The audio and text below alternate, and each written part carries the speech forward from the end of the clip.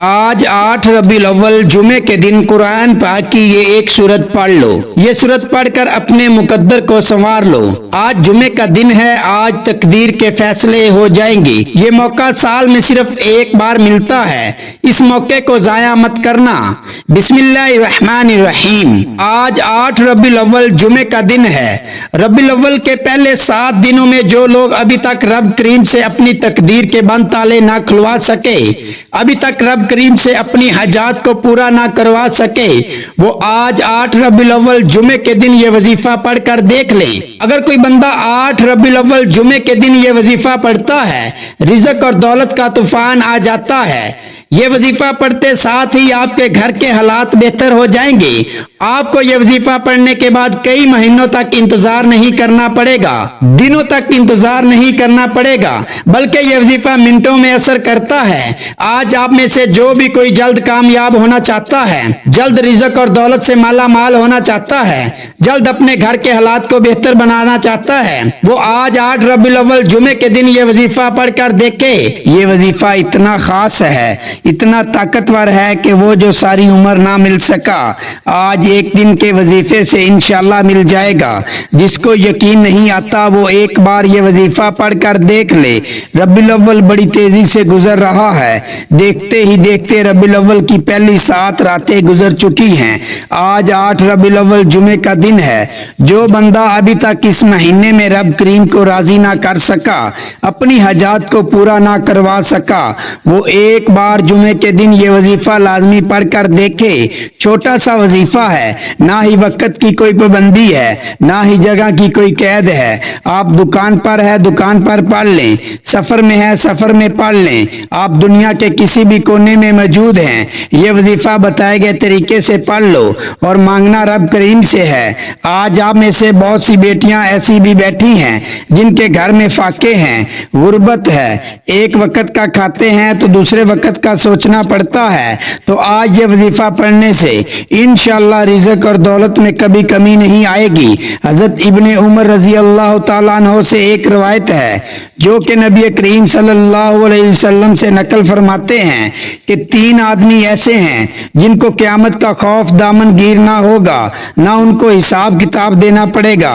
اتنے میں مخلوق اپنے حساب کتاب سے فارغ ہو، وہ مشک کے ٹیلوں پر تفریح کریں گے۔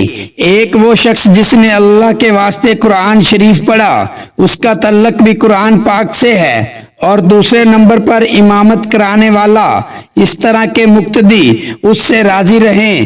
تیسرا وہ شخص جو لوگوں کو نماز کے لیے بلاتا ہو، یعنی کہ مؤذن، ان کو قیامت کے دن کسی قسم کا خوف نہیں ہوگا۔ اس کے علاوہ حضور اقدس صلی اللہ علیہ وآلہ وسلم کا ارشاد مبارک ہے کہ اے ابو ذر، اگر تو صبح کو جا کر ایک آیت کلام اللہ شریف کی سیکھ لے تو نوافل کی 100 رکعت سے زیادہ افضل ہے۔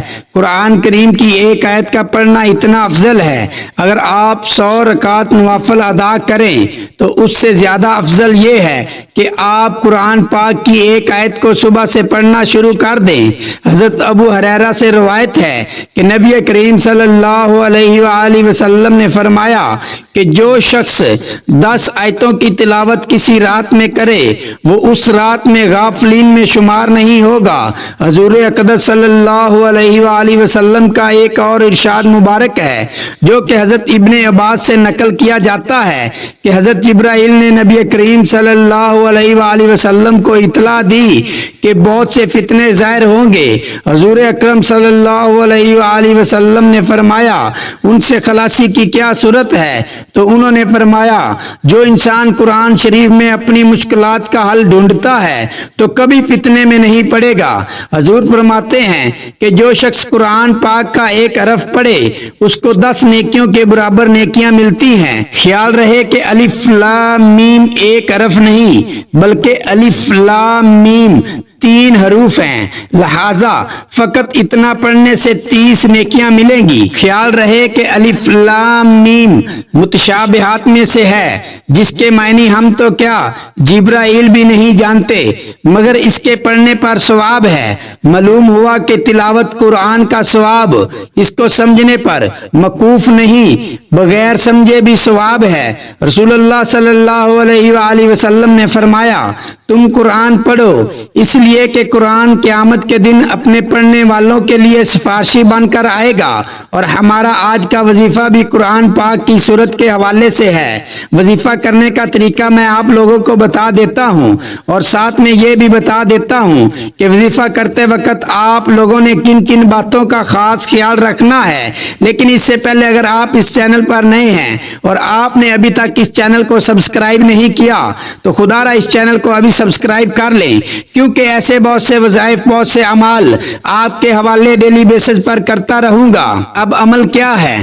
آج 8 ربیع الاول جمعے کے دن، آج کا سارا دن، ساری رات آپ کے پاس موجود ہے، جس کو جب جہاں جیسے وقت مل جائے باوضو مصلی پر بیٹھ کر آپ نے سب سے پہلے نبی کریم صلی اللہ علیہ وآلہ وسلم کی ذات مبارک پر درود پاک پڑھنا ہے۔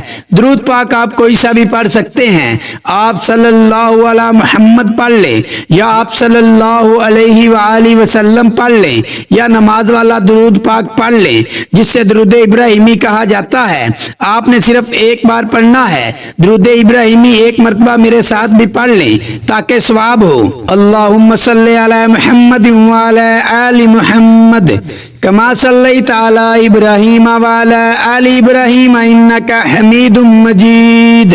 اللہم بارک علی محمد وعلی آل محمد کما بارکت علی ابراہیم وعلی آل ابراہیم انک حمید مجید۔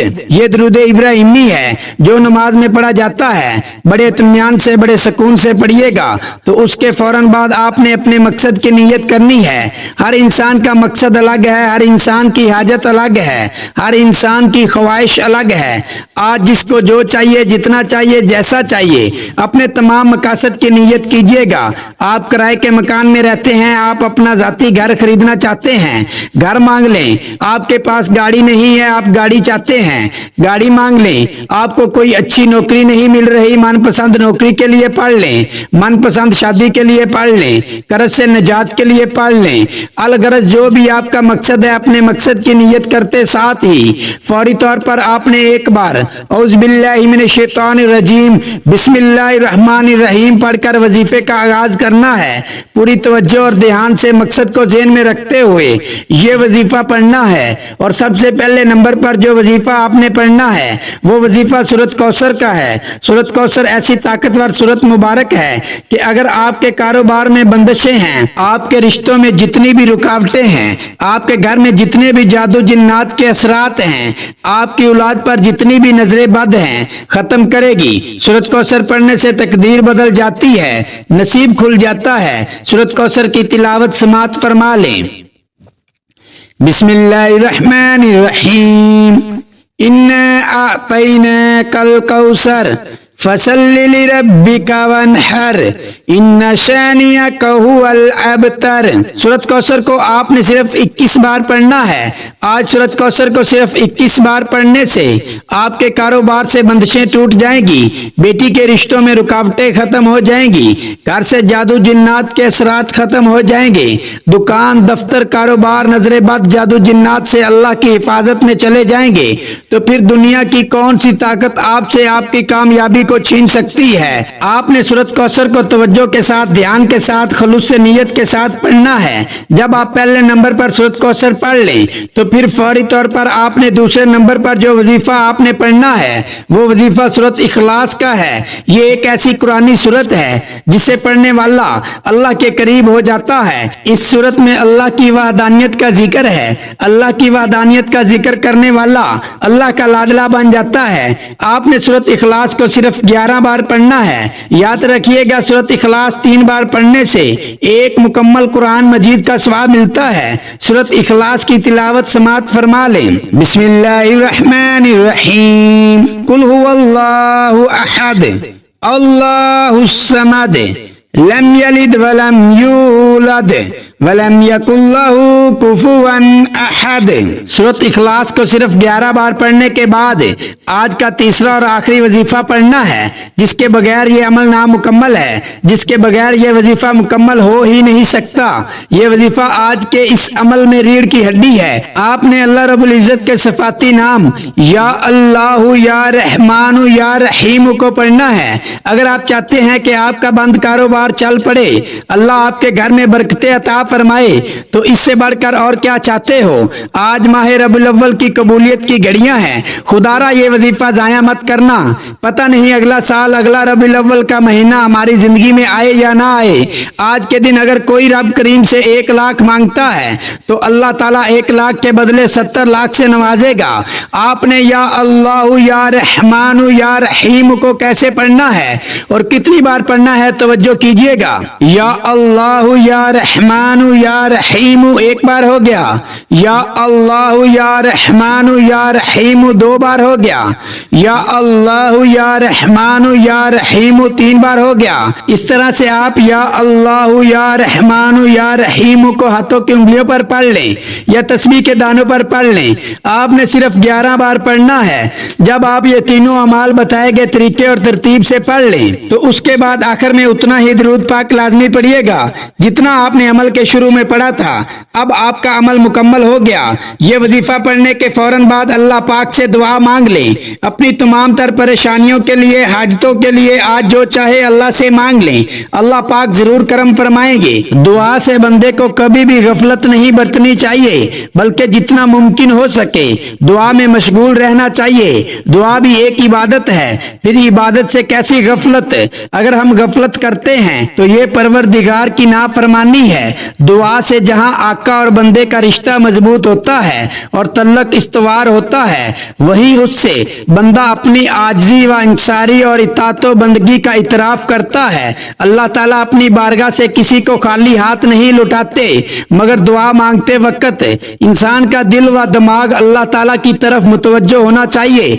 उससे यकीन करना चाहिए कि अल्लाह उसकी दुआ कबूल फरमाएंगे, फिर उस शख्स की दुआ कबूल होगी इंशाअल्लाह। अगर दुआ मांगने वाला ऐसा नहीं करता बल्कि वो गफलत बरतता है, तो जो ही वो शशो पंज की हालत में दुआ करता है तो उसे अपनी दुआ की कबूलियत की उम्मीद नहीं रखनी चाहिए। तमाम हजरात नमाज का एहतमाम लाजमी करें, क्योंकि नमाज पढ़ना हर मुसलमान मर्द और औरत पर फर्ज है।